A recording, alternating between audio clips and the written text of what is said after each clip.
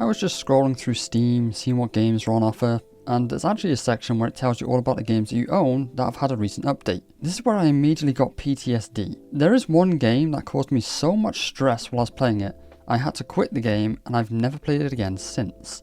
And no, I'm not talking about League of Legends. That's a whole different type of stress. I'm not talking about a stress that you get from dying or playing bad or watching your teammates play bad and you get angry. I'm talking about psychological horror and tension and stress caused by games like the one I'm talking about today, which is Barotrauma. Barotrauma describes itself as a 2D co-op submarine simulator in space with survival horror and RPG elements. You control one character whose traits depend on what you select. But at all times you need to steer your submarine, complete missions, fight monsters, fix leaks, operate machinery, man the guns, craft items, and you need to stay alert. I will admit, I have a huge fear of the sea. I don't know where it came from or why I've got it, but for one, the thought of drowning feels like one of the worst ways to go. And for two, you never know what's underneath you. Half the sea creatures I see online, I would tell you they are not real, they are aliens, there is no way that thing exists.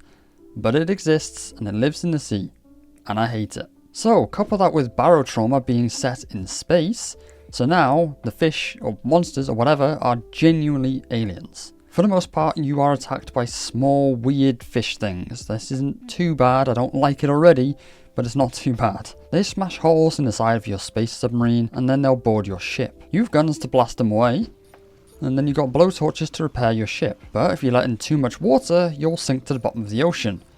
Or while your ship is being destroyed faster than you can repair it, you're fighting with limited oxygen, and you're listening to an alarm constantly going off. Let's start with the different roles to play. The captain, the arguably most important member of the crew. Arguably. I played this duo with my brother, and he opted to play the captain, so he was in charge of navigation. Which, by the way, looks like this. You've got a sonar radar, and blue and green dots you see represent the walls of whatever cavern you're currently exploring. I'm sure in larger crews having a designated driver is fine, but when there's just the two of you, it leaves every other job to me. The other jobs include mechanic, engineer, security officer, medical doctor, and assistant. Engineer and mechanic are quite similar, but the engineer was better at repairing electrical stuff, and the mechanics were better at repairing the ship's hull. Security officers were used to keep the ship safe from aliens in and outside of the ship. Before you inevitably get boarded, you can man the ship's massive turrets to kill off any aliens, hopefully before they even get to you. Medical doctors are pretty self-explanatory, they just keep the crew in tip-top shape. And then finally there's the assistant, which the wiki lists these as their responsibilities.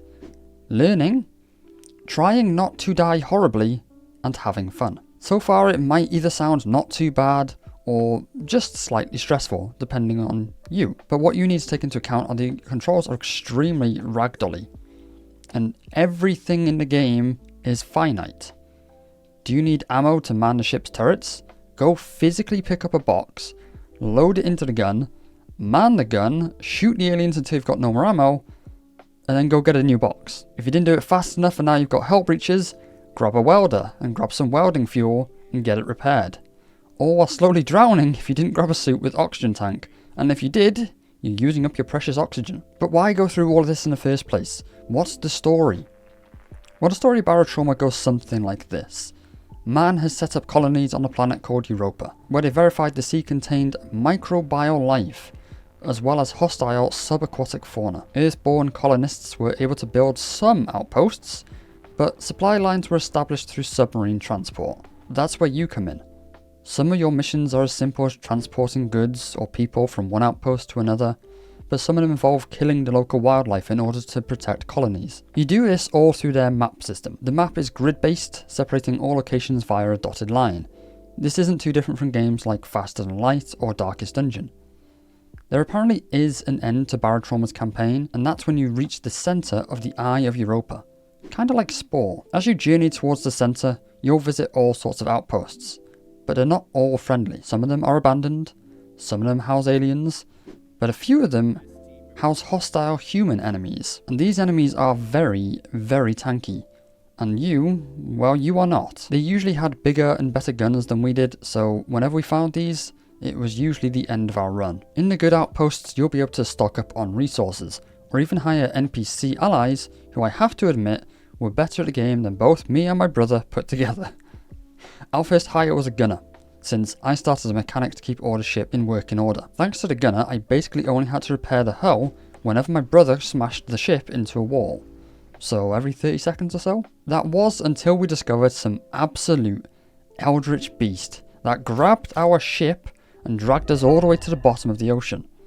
Thankfully our gun was pointed in the right direction so we could shoot it, and eventually we killed it, leaving us to be able to repair our ship and continue on our journey. Not before swimming out and seeing if we could harvest any body parts and salvage them to sell, since you're not actually confined to being within your ship. Speaking of ships, there isn't just one ship, and in fact there's not even just a single starter ship. These ships have different sizes, weapons and classes to help you figure out what's best for you. I'm just going to pull up some images of the subs so you can appreciate how stressful simply just navigating and remembering where everything within your ship is. This is the Orca. It's a medium-sized ship recommended for 3 to 6 crew members. You have 4 floors. The Orca is described as a scout ship due to its high top speed and being able to ascend and descend relatively quickly. This was the first ship that we chose, and in hindsight that was a mistake. It is simply too large for 2 people, or 3 when we added our NPC ally, but it's one that we kept seeing being recommended for new players. Instead, we moved over to the Barsuk. While it still has 3 floors, the bottom floor serves basically no purpose, as it's only the ballast, the part of the sub that purposely fills with water to allow you to sink. This is the smallest sub in the game, I believe, and it's recommended for 1 to 3 crew members, which felt really comfortable when we had our gunner NPC. However, even using the Barsuk and having someone take most of the pressure off me, I still cannot explain to you the stress I felt playing this game. There is always so much going on, so much to think about. Aliens attacking and boarding, planting parasites inside of you, turning you into one of them. Or sometimes you get this horrible infection called ballast flora, where your ship slowly gets taken over by this weird alien plant. It was a horrible experience, and I cannot go back and play this game again. Now I just want to point out, I am not saying this is a bad game, because it isn't. It's really good. It's just stressful. Perhaps with more people and a larger crew, and maybe people that know what they're doing beforehand, it could be manageable.